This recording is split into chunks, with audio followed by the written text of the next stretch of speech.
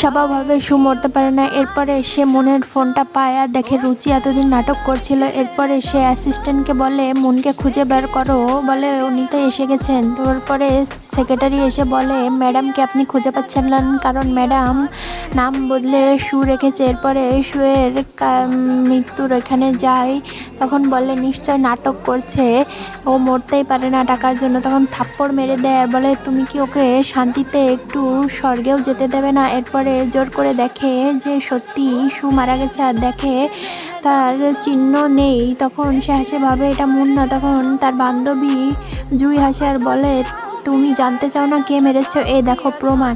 দেখে কিভাবে রুচি তার চিহ্ন কেটেছে আর তোমার জন্য স্পেশালি এই বার্ড চিহ্নটা আমি রেখেছি। তখন সে ভেঙে পড়ে আর বলে না না, এটা কখনোই হতে পারে না, মুন মরতে পারে না। তখন সে বলে মুন ওঠো, আর তাই বলে তাকে নিয়ে চলে যায়।